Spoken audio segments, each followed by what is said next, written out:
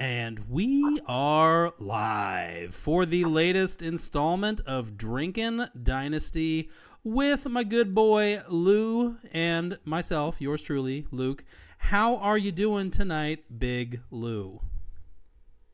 Man, I'm excited to talk some fantasy football with you, man. I've been looking forward to this. You ready to talk some shop, knock back a few brewskis or something? What are you drinking tonight, boy? I'm drinking some Love Street. Carbach is a Texas beer. What? Oh, So it's what? It's what street? Love Street, actually Love Street Blonde is what I'm drinking right now. I've had that several times. That's a rock solid one. Excellent choice, my friend. I'm on community unique wheat, so not far off. Not far off from what you're starting with. A couple of Texas boys drinking some Texas beers. What could be finer? What do we got in the mix? Oh, what's up, Blunt? We got Blunt in the house hanging out with us. What's it doing, man? Blunt's not click and accept on my most recent trade offer. That's a shame. Offered him, I thought it was a pretty good deal, but we'll see. Might be able to still work something out. We'll see. So where do we start? I like Mims though. Yeah, that's fair. Mims showed some game. I like Booty too. I like Kayshon Booty too. He was a top-notch recruit.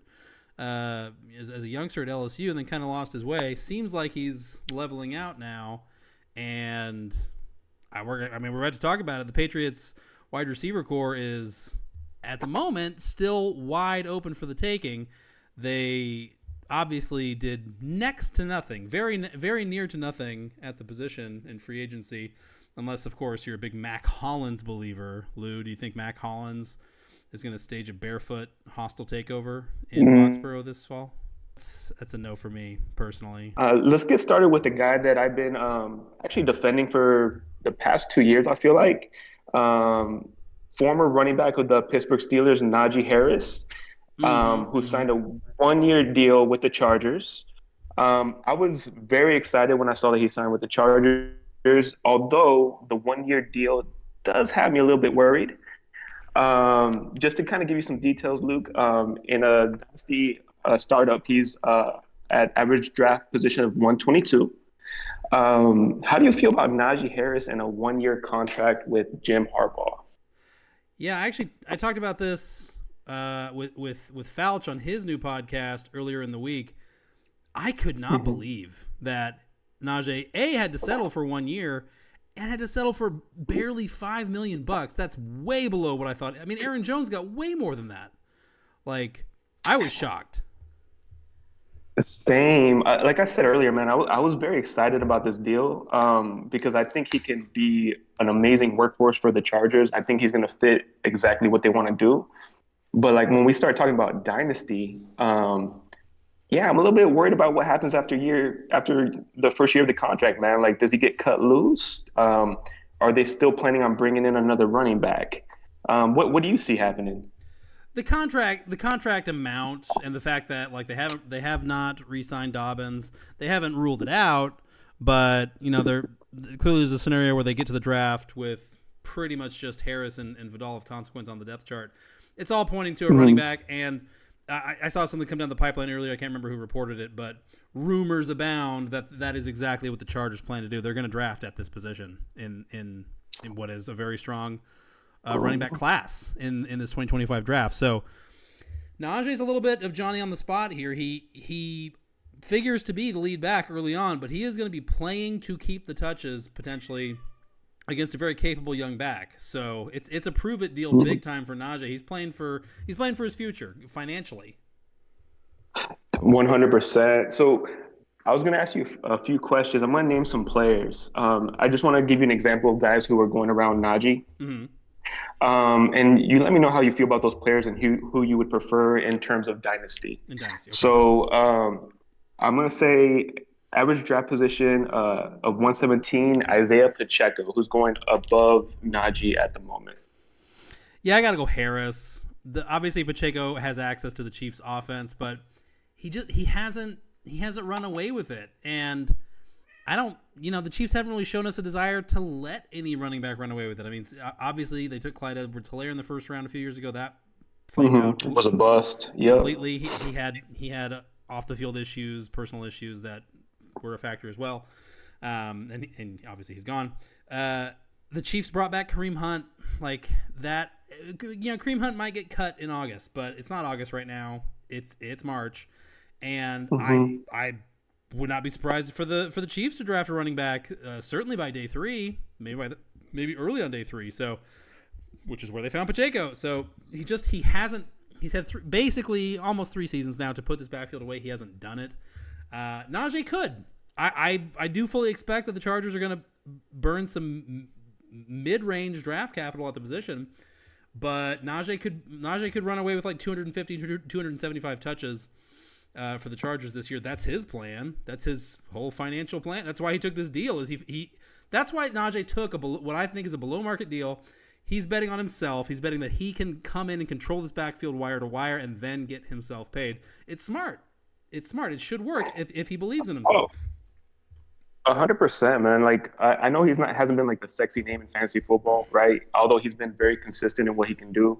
But can Najee get 10 plus touchdowns? Yes. Yeah. Like I can see that happening 100%. So I'm with you on that. I would take Najee Harris over Pacheco. Pacheco, like I mentioned, has me worried. He's kind of somebody that I'm not touching at the moment. This next guy, it kind of gave me a pause. I had to kind of think about it. I think I'm still thinking about it, to be honest, but it's a guy that I think both you and I like. And I even sent you a trade offer that you should accept, but Brian Robinson or Najee Harris. And Brian Robinson's actually being selected ahead of Najee at ADP 120. Right. I mean, that's a little bit of the Jaden Daniels effect. Although, I mean, really it shouldn't be. They're similar guys. I know we think that Najee has all these great receiving chops, but really he just had abundant opportunity in his rookie year. He's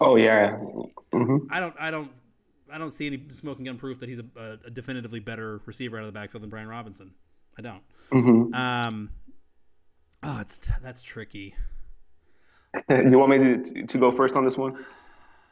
I'll go Brian Robinson. Actually, he's younger. Austin Eckler could be on the street in a few months, or at least on another team. I think that's probably not. Well, yeah, it's a 50-50 there. It's a toss-up. We'll see if the Commanders draft a running back. So I would go Brian Robinson there, but it's close. Obviously, it's very close. Yeah, I like Brian Robinson a lot. I think, I mean, when the draft happens, this can change, of course, for both players. But I think right now, I like Najee Harris and his potential with the Chargers for this season. So I think at the moment, I would actually pick Najee above Harris. But that's actually a tough one for me, in honesty, because they're both good running backs. They're solid, and they can get the job done. But with both teams, I mean, both of those teams could bring in a second running back. So I guess it all depends on what happens there. But at the moment, I'm just thinking about what Jim Harbaugh likes to do. And I really think Najee could be a potential touchdown machine, man, with that team. Honestly, I'll flip-flop to Najee because Take a drink. Take a drink, Luke. I'm going to flip-flop to Najee because hold on, glug, glug, glug. I'm flipping to Najee because the offenses, the run games, they feel like they're in range of each other, margin of error. One could be better than the other in 2025. Wouldn't surprise me. Najee's been bulletproof. Brian Robinson has missed a lot of time. Tends to get shot. He's gotten shot like 1 out of 3 seasons in the NFL so far. So that's a pretty high rate of getting shot. Najee's never been shot. So I'll go Najee. Awesome. So this one kind of, I have a question mark by these next 2 players. I'm wondering how you feel about. I got Zach Charbonnet, average draft position at 121. So he's going right before Najee Harris. The thing with Charbonnet is I still think Kenneth Walker is very good. I think he's very good. So has he been a little bit injury prone and prone to like getting stuffed, at or behind the line? Sure. We putting that up? We laying that at Walker's feet, or we blaming it on the Seahawks' dog piss poor offensive line? I think it's definitely more the latter. A combination of both. What I hate about Charbonnet at that kind of price point is we have no idea who's going to be teacher's pet here. The Seahawks, new offensive coordinator, new install last year, and now they're doing it again this year. So we have no idea which way they're going to go. I think Walker's the better player. I think Charbonnet is a perfectly good player, but I think Walker's better. So yeah, Najee. They're the same guy, except Najee has a clearer path to eating the big piece of chicken. Yeah, I'm 100% with you there. I mean, Zach Charbonnet to me is still RB2 on that team. I mean, if Kenneth Walker goes down, of course, which has happened, his value can definitely skyrocket. Kenny Three Sticks is in a contract year, lest we forget. I mean, obviously he plays too well and he's going to get tagged for sure, but still a contract year. Mm-hmm. So he needs to. That's true, and I'm rooting for him too. I mean, what's been talked about in our Discord channels is how the Seahawks have such a terrible offensive line right now. For sure. I do like their coach Kubiak and like the running system that he could put in place, and maybe he can kind of hide some of the deficiencies in the offensive line, maybe. And if that's the case, if Kubiak can run his system, oh my God, like Ken Walker can completely like be a top running back for us in fantasy football. But at the moment, I'm sticking Najee over Zach Charbonnet at the moment. We got our boy Ben, who runs the Fantasy Index Blackout, among other things. Frequent contributor. What's up, Ben? Ben says, B-Rob, Brian Robinson sucked last season. Daniels eats too much. Yeah, Daniels, I mean, a lot of the offense is going to flow through Daniels, obviously, but I think that's a two-way street. He also props up the offense to a point that, everybody around him is going to benefit from it. Obviously, disproportionately. More scoring opportunities. Terry McLaurin, but he's not a huge goal line threat. They're certainly not going to be doing any of that tush push nonsense and risking his skinny little legs. So I think Brian Robinson's main opposition is injuries. Austin Eckler. Okay, Keith says Brian. Wait, who had 8 TDs? Brian Robinson. Yeah, B-Rob had 8 TDs. He's perfectly good. He needs Eckler to He needs Eckler to get cut. I mean, if Eckler gets cut, which is a possibility, fucking Brian Robinson to the moon because. So one thing about Eckler, I think they already didn't re-sign him. So isn't he technically gone at the moment, or is that not 100%? They gave him a 2-year deal when they signed him last spring, so I believe he's in a contract. Oh, year. Really? Yeah. No, he's okay. I thought he was walking already. Okay. He could be. They could dump him because I mean he had 2 concussions last year, one bad one toward the end of the season. Mm-hmm. And I mean, it's a little tinfoil hatty, but Chris Rodriguez, who they waived at one point, they put him in street clothes.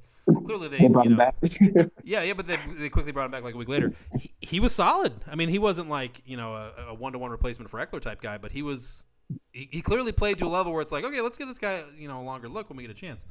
And they brought back Jerry McNichols, who was pretty decent in limited touches as well. So like, there's too many guys here. Somebody's gonna get deleted. Eckler is the most expensive of those 3. So anyway, enough Brian Robinson talk. What else we got? So the next guy I was going to mention is Trey Benson at ADP 125. I think if you felt strongly about Benson last spring, there's no reason you shouldn't still. Is he functionally in a different place than Kenneth Walker? Like, really? Because sure, Connor's older, but he could be there through 2026. It's possible. He's still playing at a super high level. Kenneth Walker could be out of Seattle by 2026. That's possible. So it kind of feels like the same guy to me. Granted, Benson has more long speed. Like when on his tape with the Seminoles, when the seas parted and he had a running lane that you could drive a Mack truck through. Holy shit, could he get on the gas like a son of a bitch. I took my breath away. Like his 0 to 60 with any sort of head of steam was like, good God. And that was after he blew up his knee at Keith. We got Keith here. Keith's a big Benson guy. Where did Benson transfer from? Was it Oregon where he first blew up his knee and then went to Florida State? I believe it was Oregon. Yeah. Najee versus Benson. You know what? I'll say Benson. Why not? Ooh. Okay, that's Benson. spicy, man. For you doing that take, I'm gonna take a drink for you, man. That's I'm definitely doing Najee over Benson, but that's a flip flop for me because I've been kind of squeamish on Benson, but I think the Cardinals are figuring it out in the desert. They've got a good GM now. Austin Fort's done a good job. They believe in Gannon running the shop. It's a big year for Kyler. Obviously, this is the put up or shut up year for Kyler in a huge way.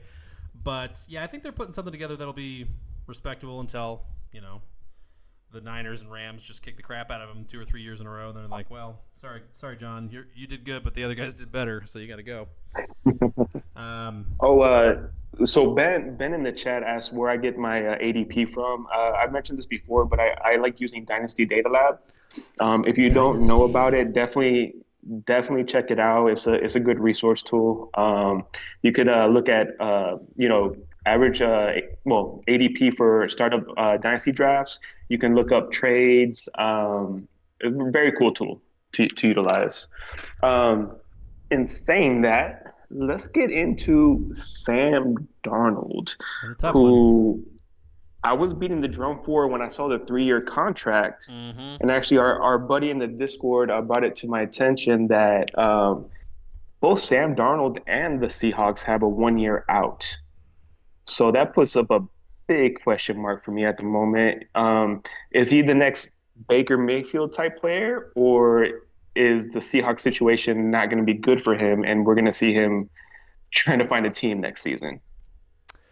At the very least, they are set up to be at risk to start kind of slow, I would say.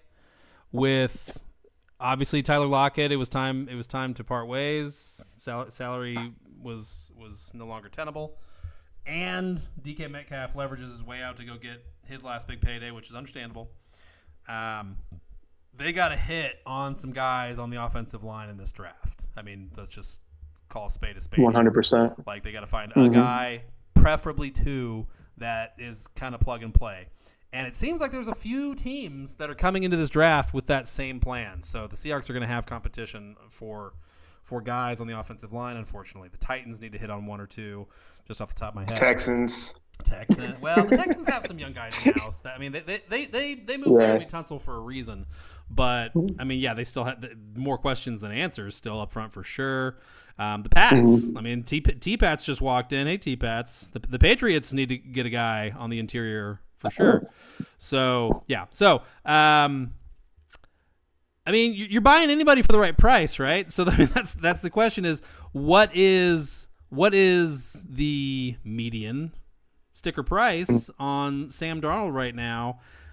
I feel like I'm probably going to be squeamish for whatever we sticker put the sticker on him at. Full disclosure, Keith is here, and Keith has been trying to taunt sell me Sam Darnold in a league for like 2 years now, and obviously the price has just been steadily going up and up and up for the last 2 years. It's never going to happen, Keith. You can I don't know how many times I have to tell you. He's never going to stop. Just off the cuff, off the dome, Lou. What does Sam Darnold cost in Superflex Dynasty right now? Just what's your gut telling you? What would you pay? Oh, Lou. Well, we got Alex in the chat. Alex says, "I believe the reporting of only year one having guaranteed money was incorrect, but 20 mil wouldn't be the most a team has eaten for a QB." I mean, both can be true, right? Like, the first year is guaranteed money, but they can walk away without, I mean, no additional money to in Sam Darnold's pocket, but they eat a cap hit to get out. Yeah, $20 million to walk away after a year one failed experiment is his pocket change these days. He says a late first is a steal for Sam Darnold. I don't particularly disagree. I mean, obviously Sam's young. The Seahawks are giving him a shot to have the Baker Mayfield, second act in his career. And I mean, forest for the trees. They they had something functional in Geno Smith. They said, "Thank you for your service, Geno. Goodbye," because Geno wanted his money, and the Seahawks said, "We're not going to give you that money, Geno. We've seen enough. We know what we've got in you. You're maxed out. We're gonna chase the upside of a younger Sam Darnold," which is kind of funny. So yeah, like the late first. I mean, if we're talking about like a 110, 111, 112, I could see myself, even though it could be risky, I could see myself easily giving that up for a starting quarterback in Superflex, which is our format, right?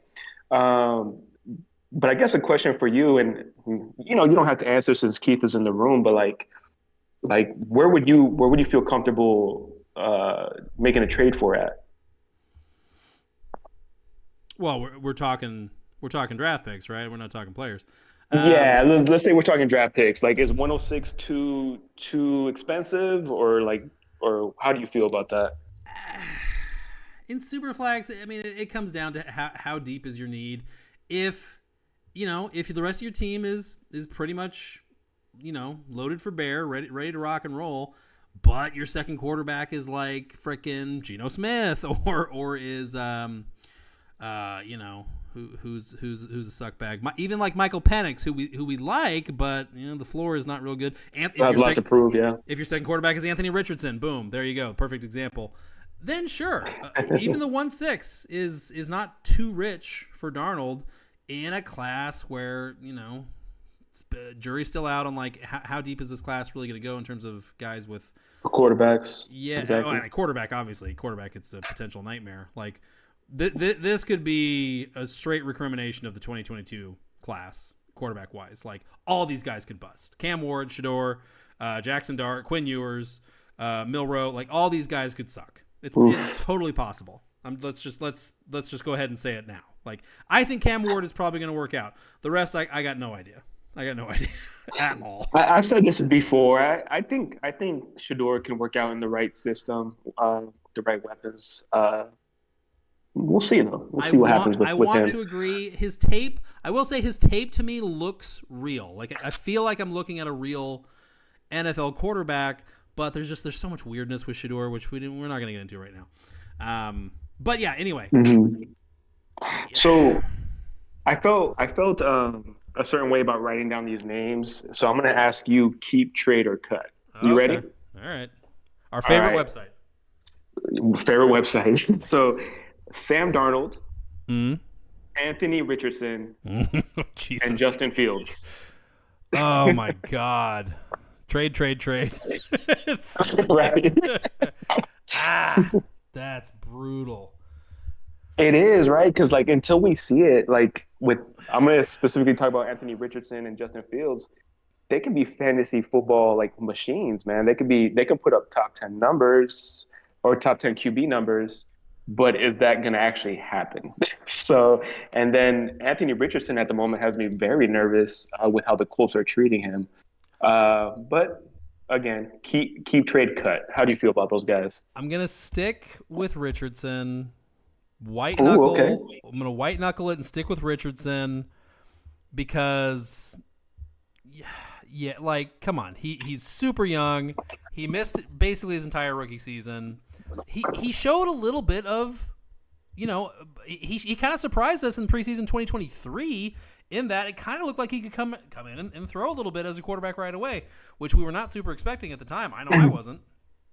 And then, falls flat on his face in his sophomore year, goes horribly. They got to fix that. I'll stick with Richardson. God, Fields versus Darnold. God, that's tough. Oh, God. You go first. Oof. That stinks. I think we lost Lou again. We got T-Pats in the chat. He says Darnold TBH. Yeah. I mean, yeah.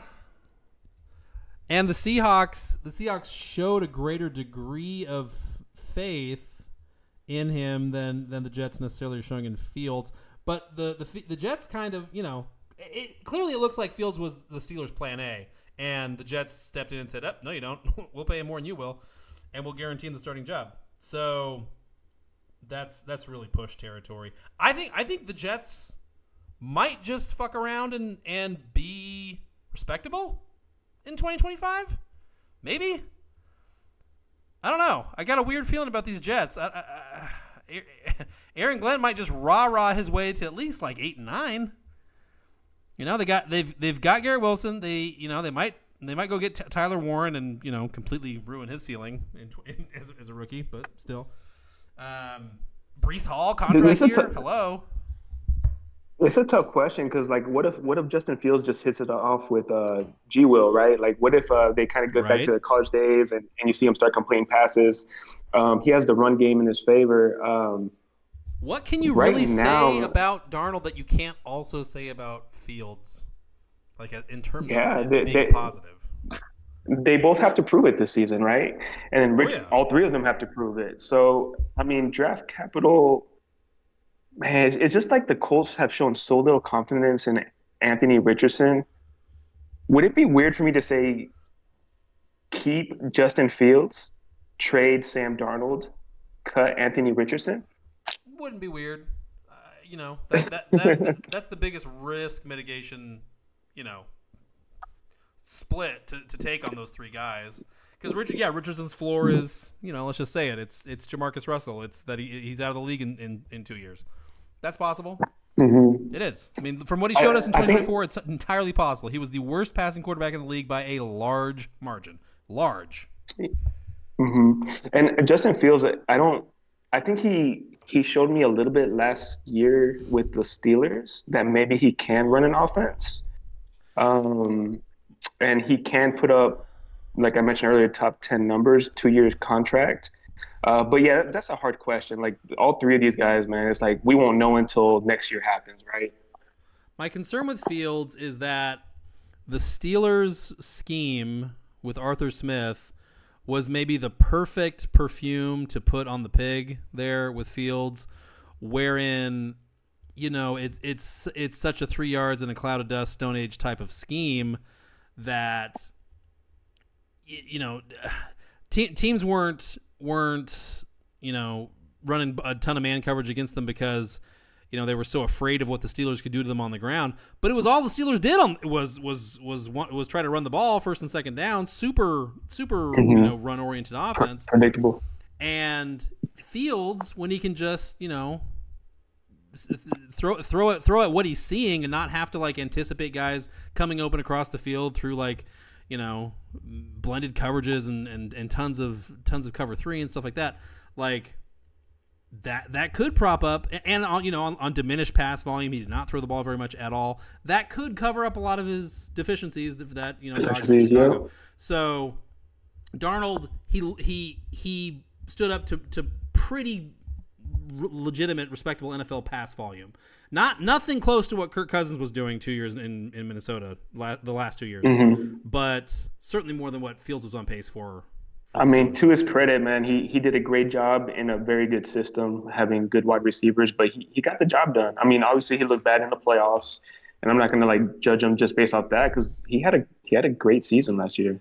I mean, the Viking once Darisaw went down, really, the offense got a lot less consistent, even from like the midway point of the season on.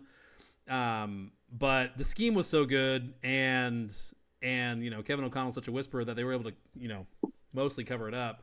But yeah, then they ran into the Lions, who were just amped to the rafters to go out and win that division in that game. And then the Rams were just they were the toughest draw in the conference outside of the Eagles for the last 2 months of the season.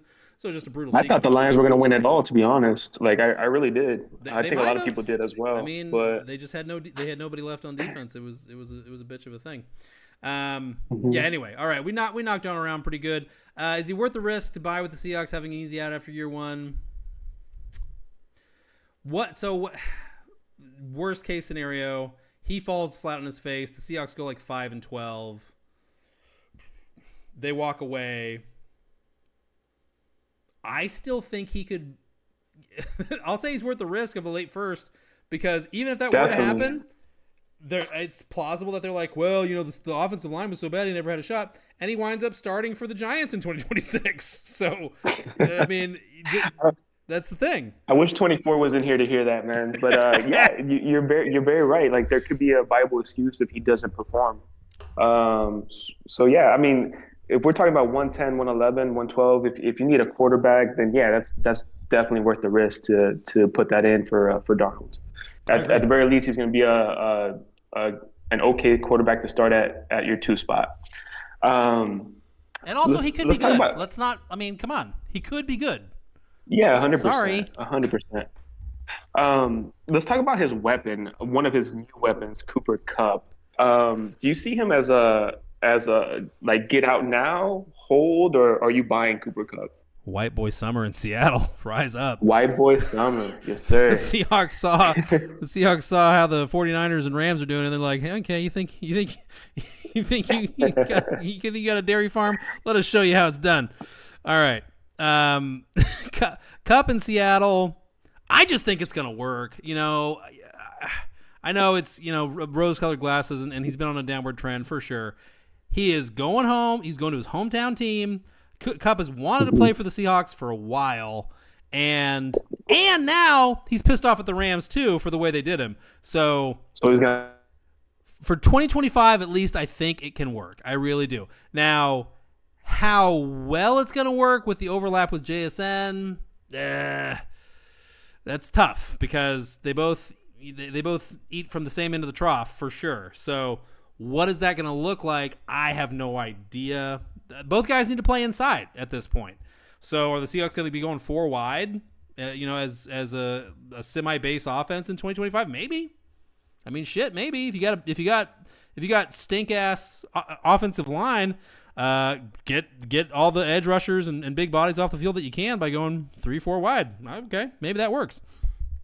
Yeah, we lost you again, by the way, Lou. Sorry, buddy.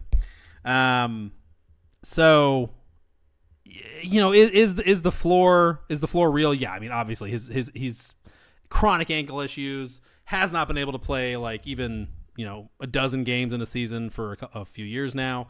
So it is a per game play. It's a full PPR play for sure. Yeah.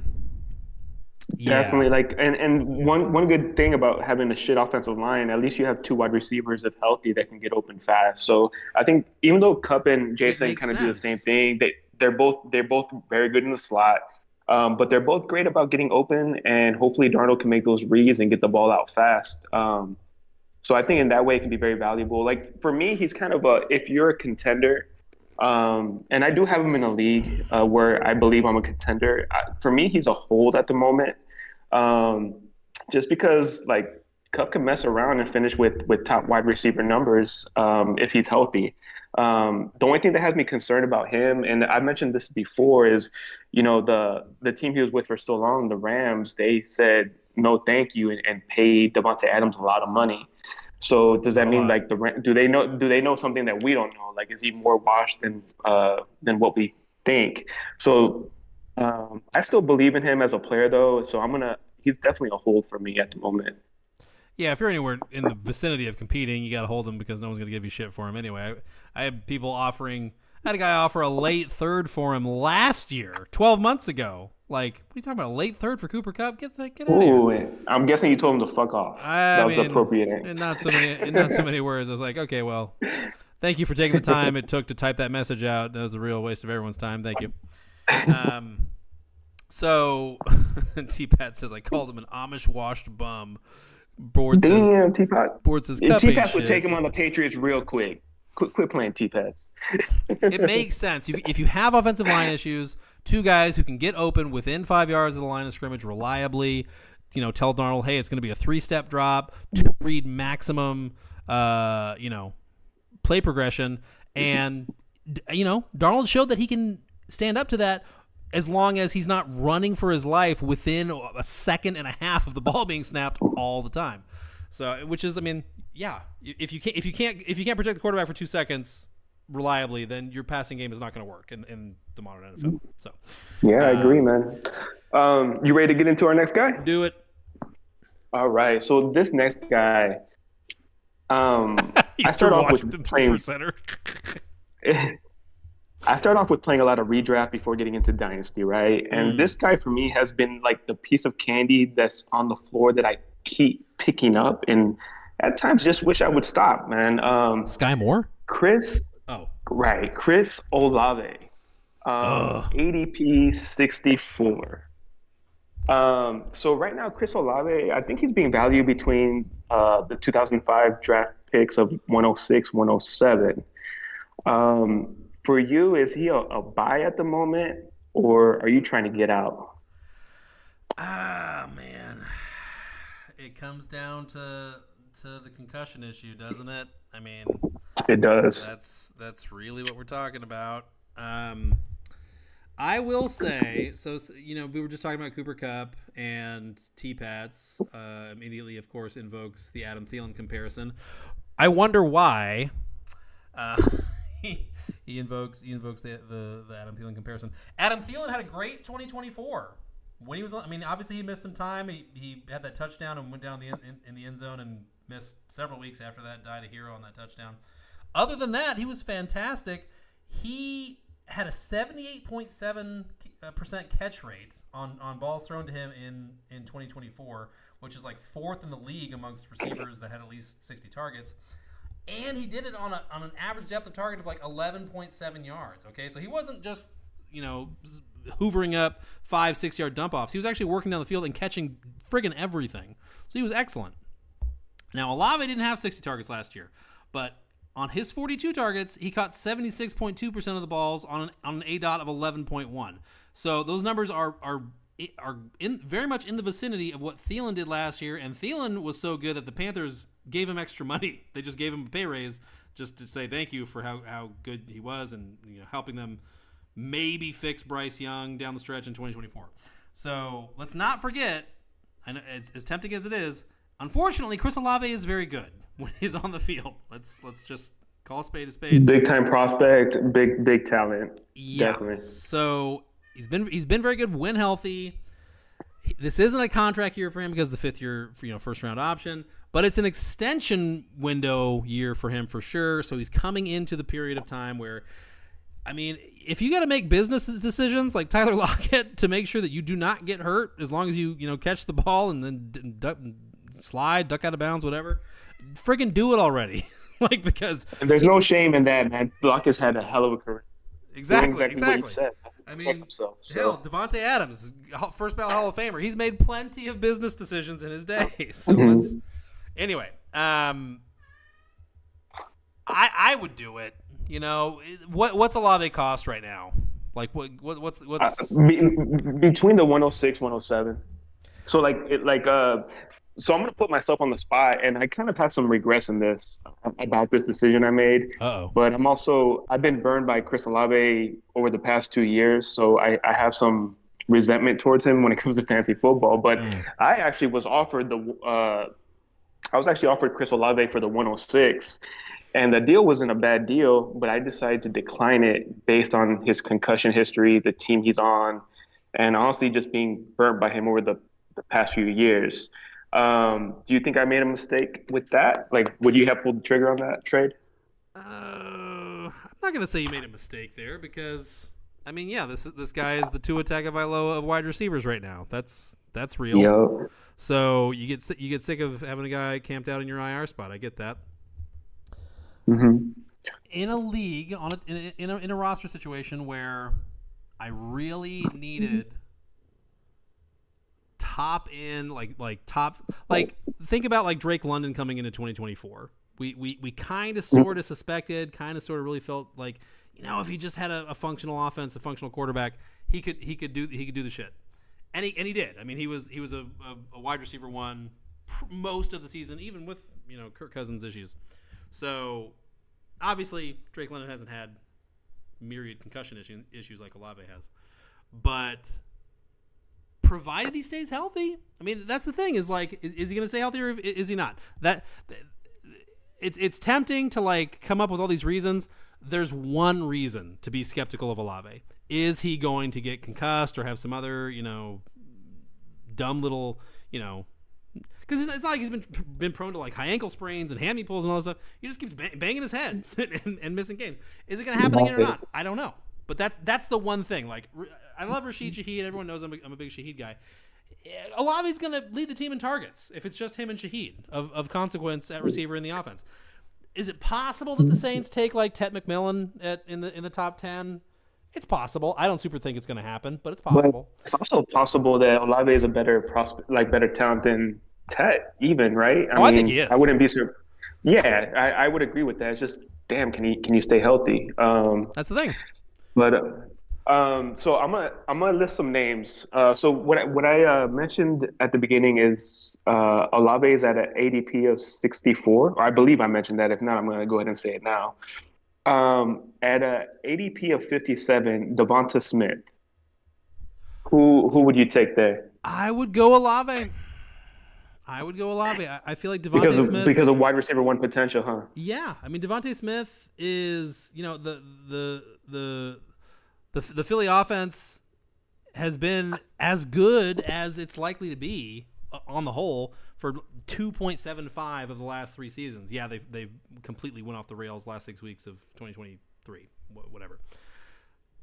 And he still hasn't been like a top 10 receiver. I mean, he just hasn't. So the Saints figure to put more balls in the air than the Eagles in 2025, or at least as many. And yeah, I mean, you talk about Olave's injury history. Look at Shaheed. I mean, he's torn up his knees like 3 times minimum since college. So yeah, I'll go Olave. I'm with you on that. The funny thing is, like, I'm gonna give a shout out to Keep Trade Cut. Like, Keep Trade Cut has Devonta Smith like ranked well above Chris Olave, but I think with him being like the steady wide receiver 2 behind AJ Brown, and then I expect them to run the ball down people's throats. I think if Chris Olave could stay on the field, he will definitely get more opportunity, and if healthy, can definitely produce. This next guy I'm going to mention. T-Pats in chat says, Ted is a sketchy prospect based on the Pats' perspective. Really fits that N'Keal Harry profile. he's so scarred by Oh my N'Keal goodness. That's still hurting. That's still hurting him, man. Hey, you still have Javon Baker, bro, to look forward to. Exactly. Did you see the nickname I gave Javon Baker in that one league? His nickname is Hereditary CTE SPN in that league. Oh no. This next guy is ADP 61, DJ Moore. Yeah, Moore. Come on. Me too. I'm with you on that, man. Ben, we got Ben and Keith in here, man. I mean, y'all won a couple off seasons in a row here, man. But I'm starting to get a little excited about the Bears, man. Repeat. But yeah, I'll take DJ Moore as the wide receiver 1. I mean, I still believe in a doomsday. But DJ Moore's so damn good, man. He's good about getting open. Hopefully they can protect. Oh my gosh, Caleb Williams, which they've worked hard to do this offseason, and he can just unload to his guys, DJ Moore and Doomsday. So I think I would take DJ Moore at the moment. I will say, as much I was going on and on and on and on and on like a broken record about how they were creating all this pressure on Caleb Williams by dint of the fact that, yeah, he was going to have one of the best supporting casts in terms of on-the-field talent of any number 1 pick in recent memory, probably ever. Like, Caleb Williams had the best, like, ensemble of talent around him on offense relative to, the rest of the NFL of any number 1 pick that I can recall, like quarterback. And obviously things went off the rails for Chicago Bearsy type reasons, basically. Now 2024 pales in, like, this has to work week 1 2025 period. Like, there are no excuses anymore for the Chicago Bears. And they have the coach. I 100% agree with you there, man. Like, honestly, Keith, Ben, love you guys, but if the Bears don't do some good shit this season, y'all might need to find new teams, man, because I don't know if the franchise is cursed or what the hell is going on, but they've worked hard to put a good team together, make sure Caleb Williams protected. He was the top prospect last year. He's supposed to be a franchise quarterback, and now, I mean, he didn't have the greatest rookie season, but he was a rookie. He's still learning. He was under pressure a lot. So now it's time to see improvement You still have DJ Moore. You have Odunze. They might draft a running back, but if they don't, I think Swift is good enough to get the job done. So yeah, time to put up or shut up. I 100% agree there. Ben, one of the resident Chicago Bears fans. I never heard this before. Ben, you know it's true. You know it's true. If he's sending conspiracy gifts in the chat. Ben, if the Bears do, and it's not fair. The NFC North is tremendously top heavy. I mean, the Lions, the Vikings, the Packers. Oh my, that's tough. They still have to go out and win some games. They have to win 9 games, or everybody's getting fired. Poles is getting fired. I don't know what the hell the possible narrative going into 2026 on Caleb could be. It'd be bad though. Obviously it should work. You talk about. I've heard this before. We were saying the same thing 12 months ago. Whole cloth, every word for word, bar for bar. It should have worked then. Now it should really work because the issues that they had. Interior offensive line was a joke. They threw tons of resources at the inside of that line, and they're probably still drafting offensive linemen too. So. Holy shit!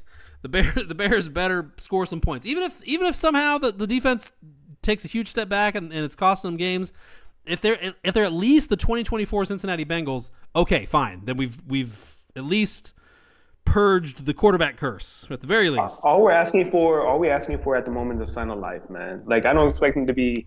They don't have to make the playoffs per se. Like that'd be awesome if they did. But like you just mentioned, the division it's not a walk in the park, man. But Ben says you should record this section and just replay it next season. Probably. Ben says take a smoke break. Ben, the thing is I'll have so many more hilarious things about the 2025 Bears to add in that kind of kills that play for me because. What about in week 7 when Caleb had to take a bathroom break and he just wouldn't come out of the bathroom? He locked himself in there in the locker room and it had to be Tyson Badgett in the second half against the Packers. Could happen. It could happen. All right, what else we got, Lou? We got. I'm gonna mention 2 more players, man. This guy is getting drafted for Chris Olave.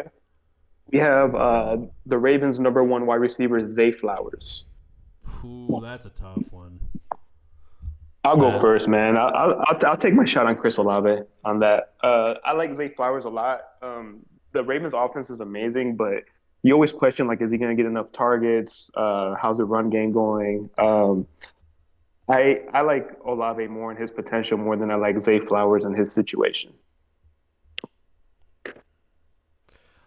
That is a tough one because I am no Flowers stan, as you know.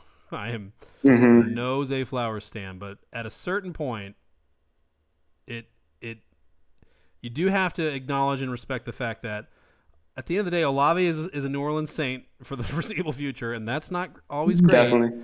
And Zay Flowers is a Baltimore Raven, and that comes with a real floor. That does come with a real floor. What if, for example, and again, this goes against my beliefs completely, but I can't rule it out. What if, for example, 31-year-old Derrick Henry hits a wall in 2025? The music finally stops. Then what? I mean, that's the one thing that's still somewhat restraining the amount of chucking it around the yard that Lamar has been doing. And granted, he would just run more himself, but that's a really tough one because I was adamant.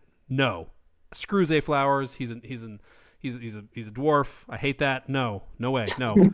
And just the attachment to Lamar, you can't. It's really difficult to understate that effect. I'm pretty sure Chris Olave is not attached to Lamar. I would go Zay Flowers. You go Zay. So we're different on that. And I understand like your thought process on that. And Lamar, man, to his credit, like he has developed so much as a quarterback over the years. Like I think if they asked him to throw more, he can get the job done. No problem. TP says Zay or Olave, time to draft a running back. Oh dear. This next guy, and one reason I'm going to bring up this next guy is because there was a recent trade in one of our FID leagues, Dynasty leagues. Waddle or Olave. And Waddle's ADP 75 right now. I mean, that's absolutely 100% that Office meme where Pam's like, it's the same picture. Like that these guys Same picture. they're mirrors of each other. They're both like T. Higgins proteges, where it's like, well, the 5 games a year that they're healthy for, pretty good.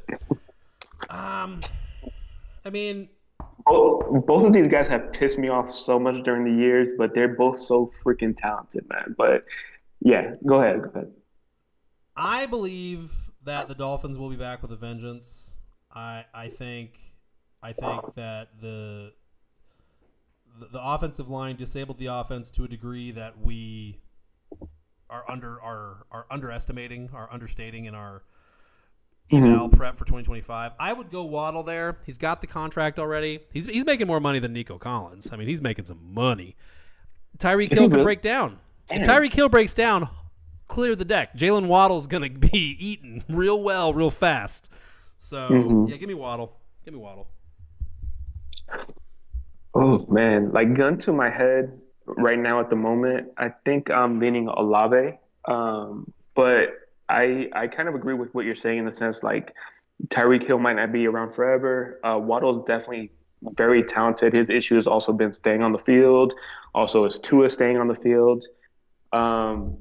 But with Olave at the moment being wide receiver 1, I'm gonna go Olave on that. That's fair. I mean, Olave could easily have the higher ceiling. I like Waddle's versatility. Year 1, he was a volume monster for kind of a back-ass words Brian Flores offense. Year 2, he turned into a huge splash play guy for the Dolphins at the height of the Mike McDaniels era to date. So I like the versatility. And again, he's already been paid and he hasn't had too many head bonks like Chris Olave. Definitely. No, I definitely understand the logic. So, one of the other things that we were looking to discuss, real quick question: how do you feel about Higgins finally getting the bag, man? I mean, clearly the takeaway is Joe Burrow says jump, and the Bengals front office says how high. That's Joe Burrow has some power, man. He got Gesicki paid, Higgins, Chase, like Gesicki. T-Pat's his favorite tight end of all time. Mike Gesicki got him paid. What did he get? He got four. What was it? 116. I think it was 115, but close to there. I mean, it's good. You know, I like it. Like obviously the comp there, kind of like a couple years ago. Chase Higgins kind of feels like AJ Brown, Davante Smith, except Burrow. There's a lot more implied pass volume with Burrow. And in 2023, was it? The sheer amount of pass volume that Burrow funneled through his top 2 receivers blew away even Tyreek and Waddle, even AJ Brown and Davante Smith. What I love about Higgins and Dynasty, and just like we mentioned, Waddle and Olave, like Higgins has had his history of kind of leaving games early and things like that.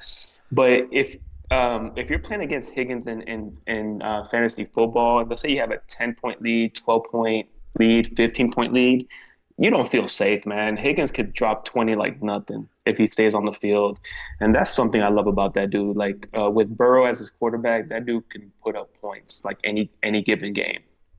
The comp that comes to mind for me is and he didn't get to do a lot with it because he is a suckbag, Kayshon Boutte clone.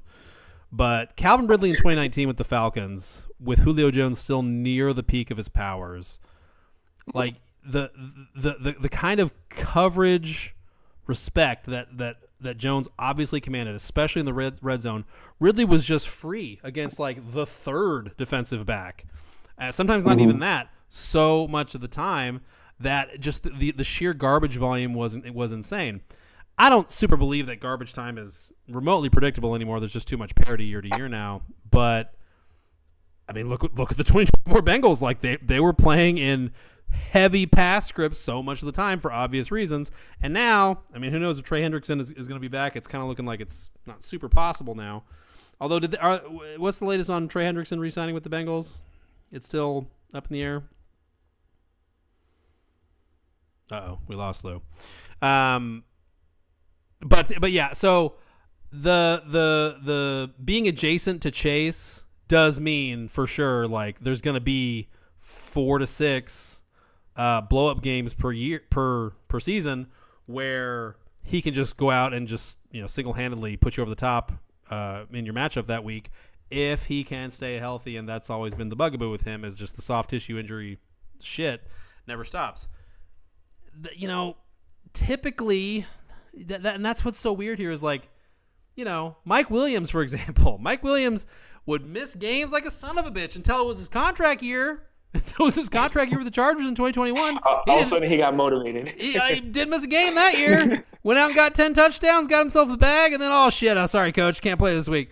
So Higgins in his contract year was still too hurt to go a lot of the time. Granted, the Bengals had just given him the Fugazi, the Funguli, and franchise tagged him. So he's a little red-assed about that. But now that he's got the bag, I'm a little nervous. I'm a little nervous. You're worried if he's going to stay on the field or not. I got you. If he's hurt, is he going to push through? Everybody's hurt. It's the NFL. Mm-hmm. Yeah, I mean that team has a lot to prove. They thought they were a playoff team last season, and they fell short. So I would like to believe that Higgins wants to prove that he was worth the signing, and he was worth the money that the Bengals paid him. And the Bengals aren't known to pay their guys, man. So the fact that they paid, and it's their fault for waiting so long to pay Jamar Chase, but the fact that they paid both of them with those big deals, man, that's a different thing. That franchise normally doesn't do things like that. So that means they believe in the offense, they believe in Joe Burrow, and man, let's see if they're a playoff team next year. I will say, we haven't super had this scenario very often either, where the starting quarterback for the team really went out and got the guy paid. Like we can see a pretty linear connection between T. Higgins getting the contract and Joe Burrow making it known he wanted this guy to get the contract. So maybe that's now really his guy. That's really his dog, and he wants to, he's bought in. He wants to go win a Super Bowl for these guys, because they made him, obscenely rich, even richer than he already was. That could be a thing. That could tell me anything. Maybe these guys are the Three Musketeers now. Sure. Shit, Joe Burrow has so much power. Like I said earlier, he got your boy paid, Gesicki at tight end. So, exactly. I think those are some big weapons, man. Like Burrow, Like Burrow's a good quarterback to have in Dynasty and redraft, man. Like that dude has some weapons, and I don't see the defense getting so much better. So I expect them to put up some points, man. Gesicki already looks like an '80s movie, like German henchman. Like Hans, go deal with him now. So maybe Gesicki has just been brought in to like keep T. Higgins, foot on the gas for him. Like, no, we do this all the way. Maybe. No, T, we have to show up for Joe. Maybe. I can see it. So earlier we were kind of talking to our Bears fans in the audience, man. So I hope I don't open up any wounds for you, Luke, but we got Javonte versus Miles Sanders.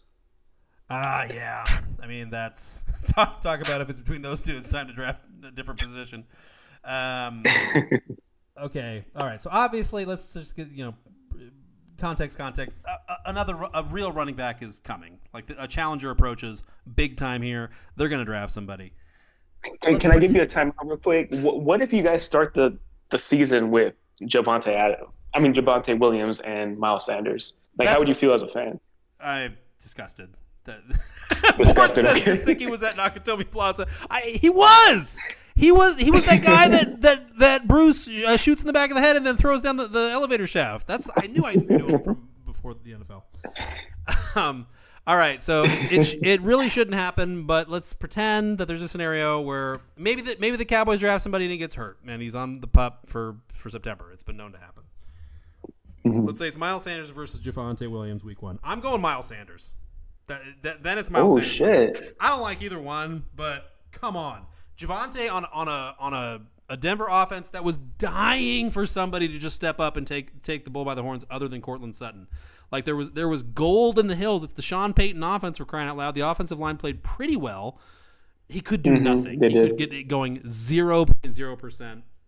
Like Javante's gassed. And coming to Dallas where there's real interior offensive line issues in Dallas. Maybe they address them in the draft. Maybe they have a plan here with Zach Martin now retired. But there's a real scenario where the Dallas run game is, again, way worse than what Denver's will be in 2025.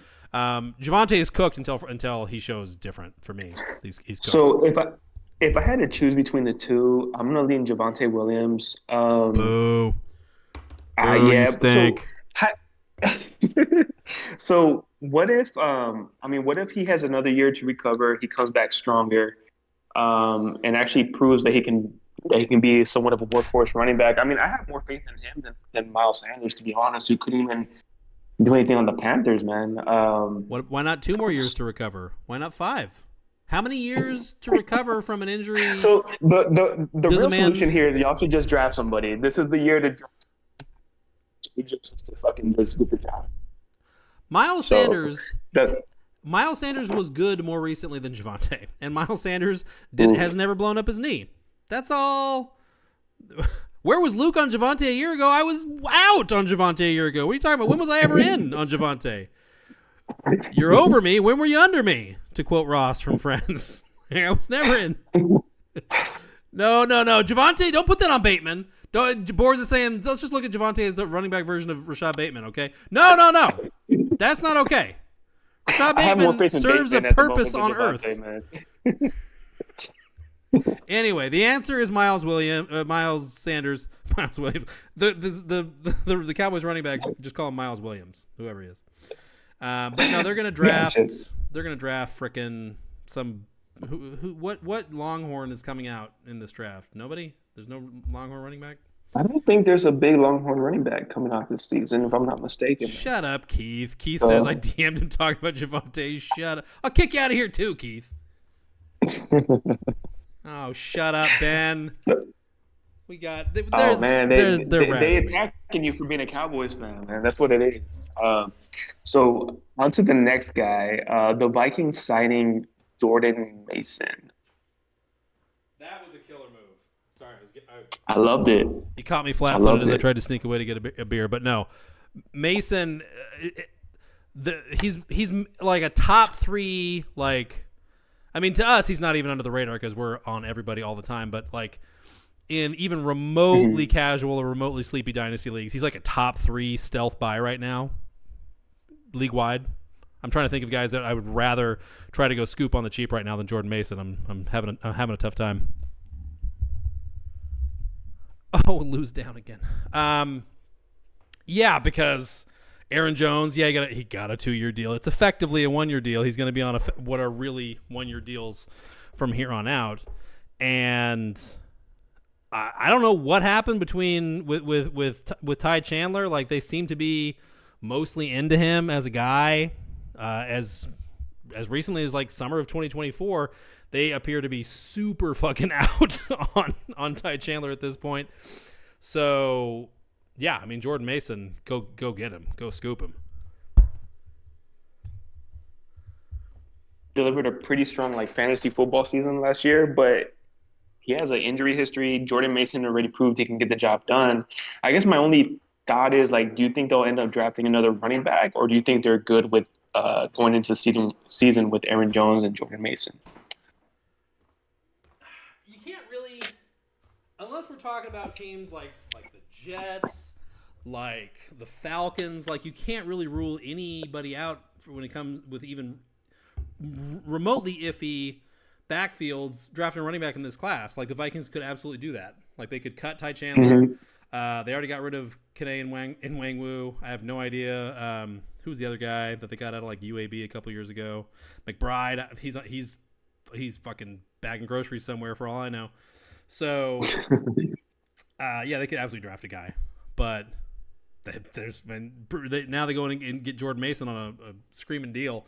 Now they really might not. So yeah, Mason. Yeah, and I agree with you, man. He's a great buy low. Or, I mean, we'll see what the price is at the moment, but yeah, if they go in the season with him and Aaron Jones goes down for any reason or regresses, like, Jordan Mason with that Vikings offense could definitely put up some points. Well, man. hold on. Let's be clear. Jordan Mason is going to see run right away. even with Aaron Jones healthy. Yeah, yeah. It's like a 1A, 1B. Definitely. I agree. I agree with that. He's going to get touches.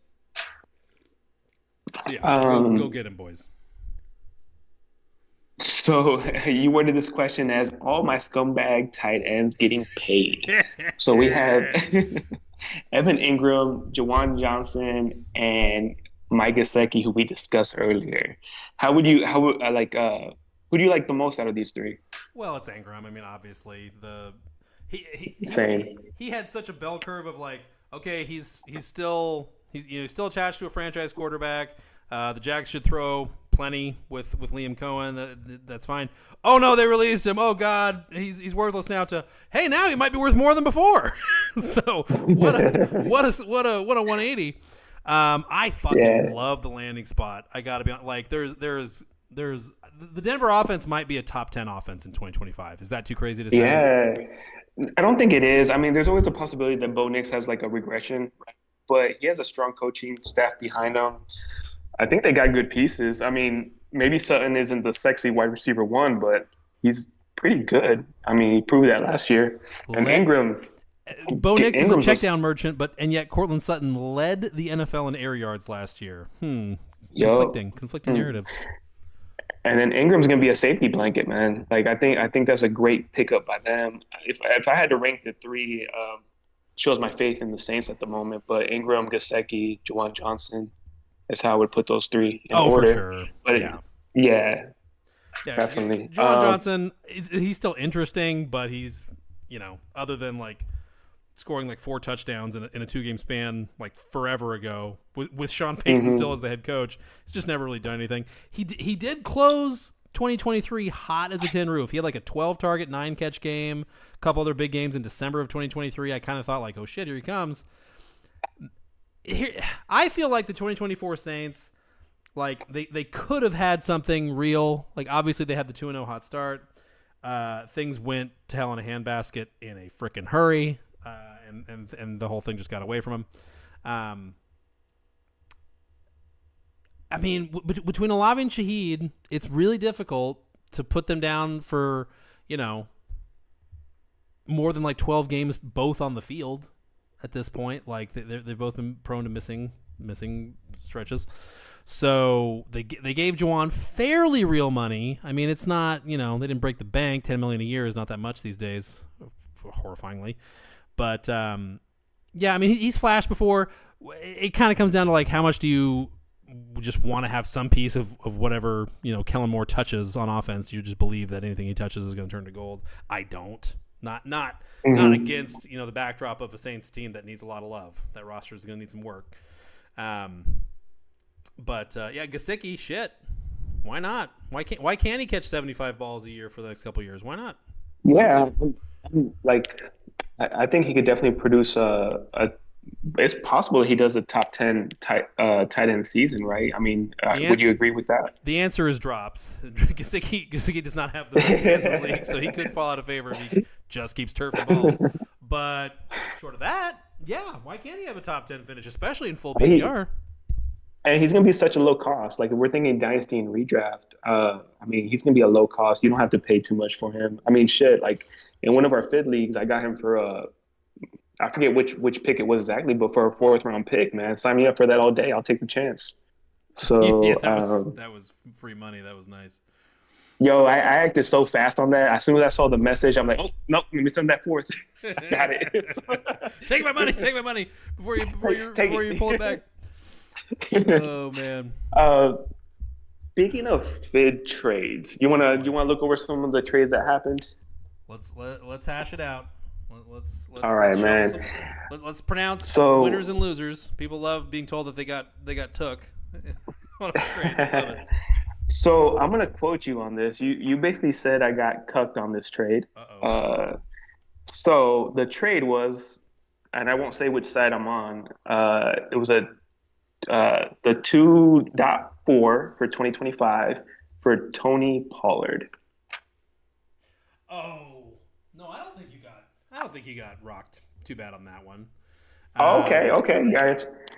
Yeah, Pollard versus the 2.4.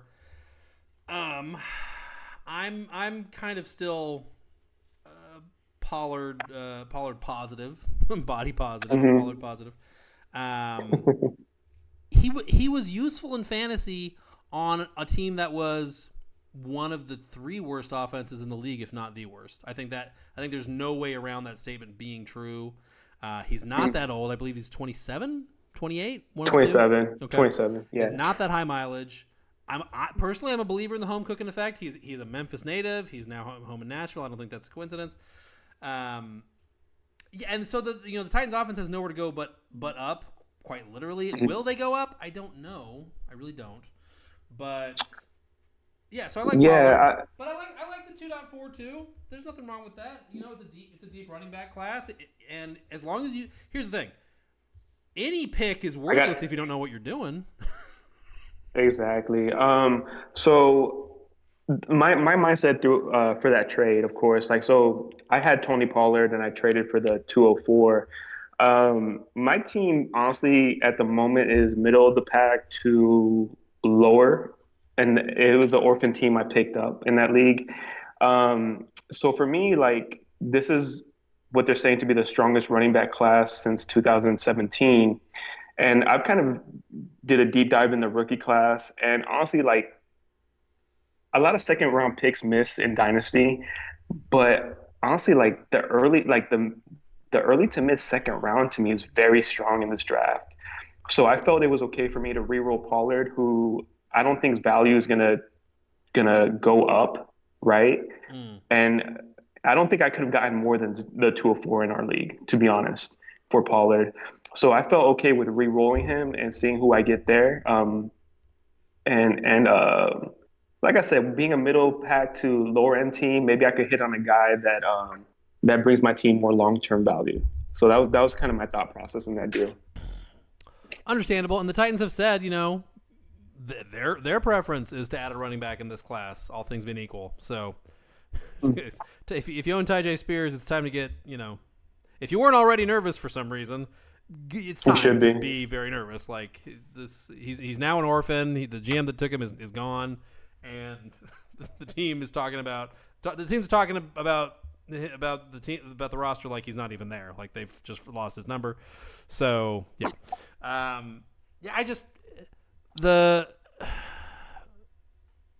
there's definitely a lot of people in Dynasty who said, "Oh, Saquon to the Eagles, perfect time to sell. People are going to be chasing the Eagles hype.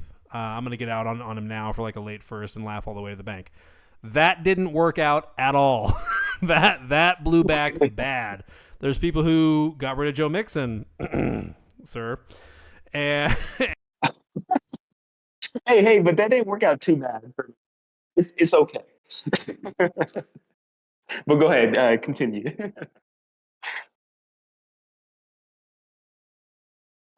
Did we lose Luke?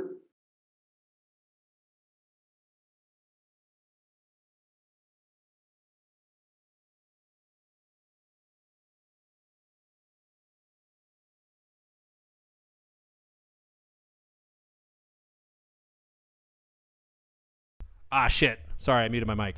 I don't know how much we lost. Oh well, it was no mortal loss to the human race.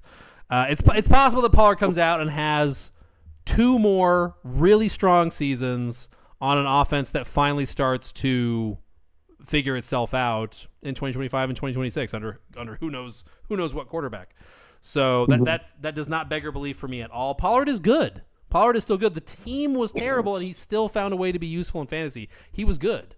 So that's the thing. Yeah, with me, it was just the uncertainty if they bring somebody else in. I 100% agree that Pollard should be good this year if they don't draft a big-time running back. Now, after this year, that's where I have the question mark. So I felt it was a good time to get out. I don't think his value is going to get any better. But can Pollard definitely put up some points this season? Most definitely. The next trade I want to ask you about is we have Evan Engram in the 204 for Alec Pierce in a 2027 first. I hated this trade. Wait, no, it was more than that. It was Engram, Pierce, and a pick, I thought. No, it was, if my memory's correct, it was just Evan Engram and the 204 for Alec Pierce in the 2000. 27 first. Yeah. So I mean, I know why. I know why that trade was made. I know what the calculus was behind it. Even knowing that, I just don't like it personally. Hmm. I think I don't know which side you're choosing yet, but I think at the moment, like the Ingram and the 204 is for right now is a solid win for a team that's trying to win it all.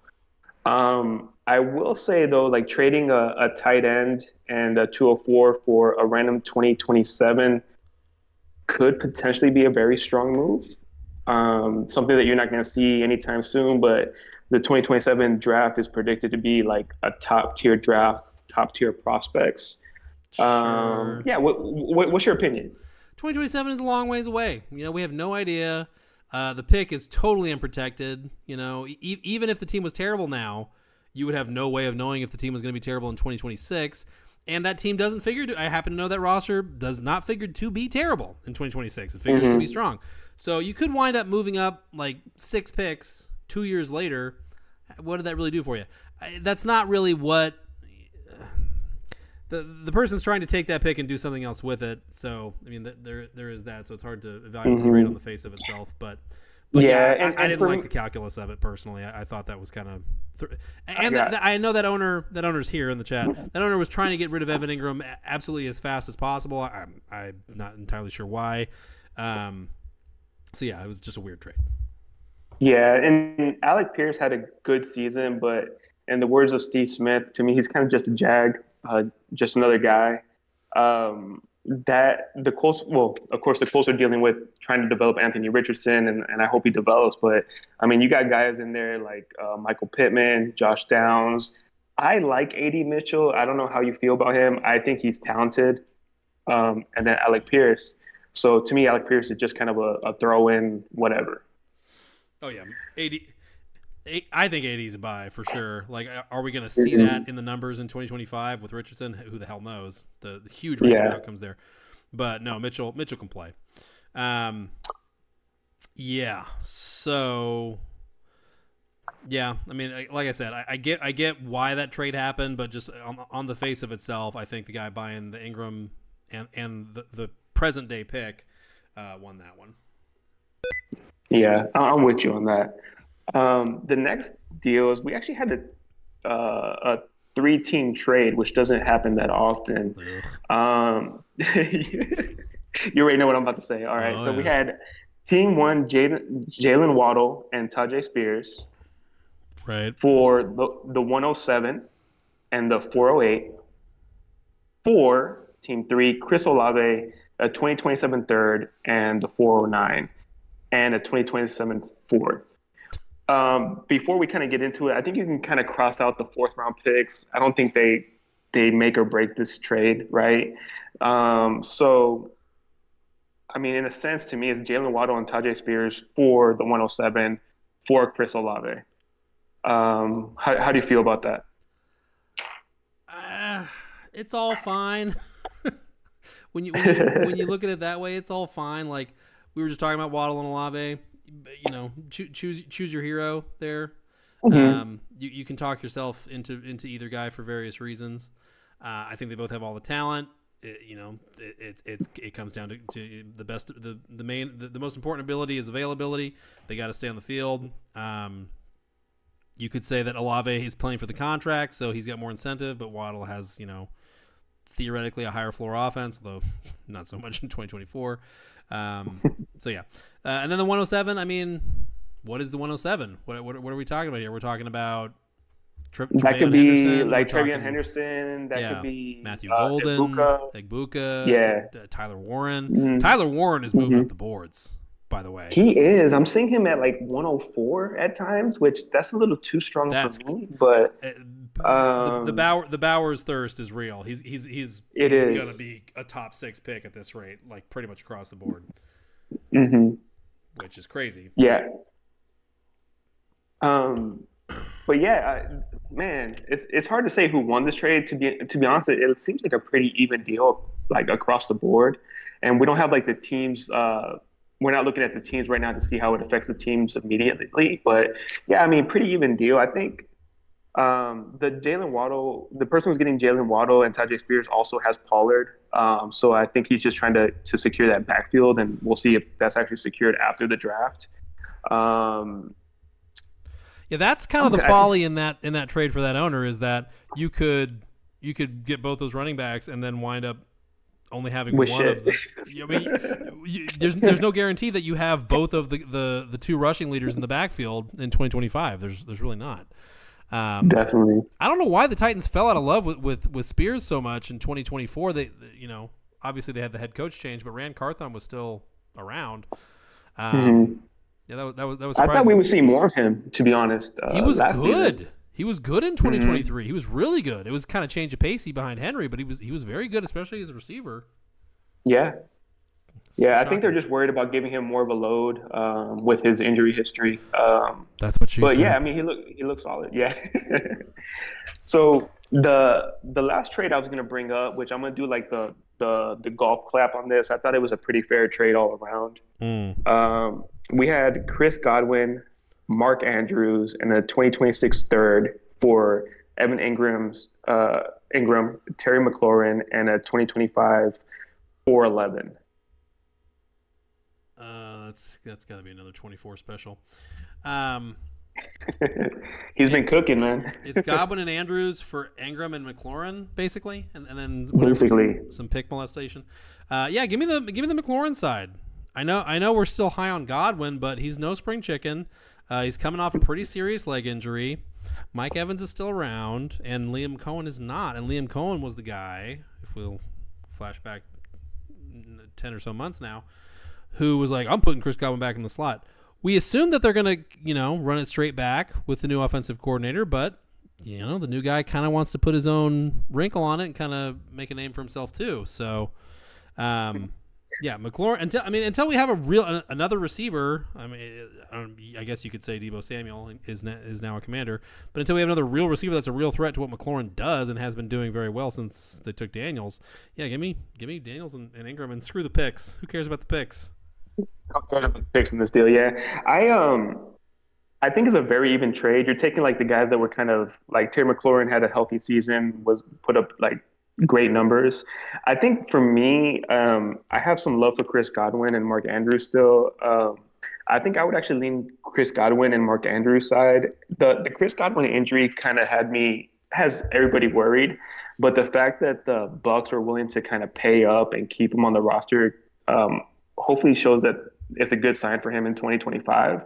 For sure. And he was balling in 2024, man. I had him in the league, and when he dropped, I was like, shit, But I think I lean the Godwin and Mark Andrews side personally. But this is, like I said, like a golf clap trade for both teams. I think it's a very fair deal both ends. What was that? I think it was against the Lions where Mayfield started out like 6 of 7 or 6 of 8 or something for like 102 yards, and all 6 completions were to Godwin. Dude is smooth, man. When he's healthy and on the field, he's a great wide receiver. When I saw that, I was like, all right, shit, I missed on Godwin. Damn it. So the thing that kind of sucked for me real quick is I made a trade for McMillan, and then I had agreed to the deal. It was being voted on, and then like the very next day, Godwin was announced that he re-signed with the Bucs. I was like, fuck. I was like, I knew that was always a possibility, a strong possibility, but I had like that slight hope that it would be Evans and McMillan next season. But I still like the prospect of McMillan. I would still do the trade that I did. But yeah, man, Chris, they're gonna have a strong wide receiver core. McMillan it was a little dicey early on. He had a couple bad drops early on, as any rookie, can be forgiven for. But yeah, the Todd Bowles was pretty unequivocal, like from day one of rookie camp. Like, wow, this McMillan kid they found for me can play. And Trey, who's Trey Palmer, just they said, sorry, buddy, here's the phone book. You're gonna be keeping the bench for us in the Tampa Heat. So yeah, McMillan is probably the future when that future starts. I mean, yeah, sure, Godwin re-signing constipates you as a Jalen McMillan owner for the time being. That's true. Old receivers have a way of missing games, though, and the Buccaneers got a couple of them. So there's definitely paths for McMillan to become a streamer at the very least, sooner rather than later. Let's not get too down in the dumps about McMillan necessarily. Awesome, man. So we covered quite a bit, man. Anything you want to add? Yeah, your Brian Robinson offer to me for my basically my first round pick, the 2.1. I did not come in last place in this league. Don't worry, I traded for this pick. Brian Robinson for the 2.1, and then didn't you? Wait, no. You said it was Brian Robinson, and you threw in a fourth rounder, I believe it was. The little. I gifted you with the 4.1, man, because I just giving you a little pick on the side. I'm still kicking it around. There might be a counter that you're probably not gonna like coming down the way, but I wouldn't expect anything less from you, Lou. So whenever you're ready, send it my way. But you keep your mitts off my 2.1. I need to get another tight end. I need Colston Loveland in my life. I have tight ends, bro. I got you look at my roster. I got some tight ends. In that league, you got the tight ends for sure. All right, well. So just let me know. I'm gonna get your DMs. Don't worry, baby. Sounds good, man. I'm not gonna forget about you. All right, boys. Well, it's been fun knocking it around, and we'll be looking forward to doing it again real soon, maybe like next week. Appreciate y'all joining in and listening to us, man. Y'all have a good night. Catch you next time. All right.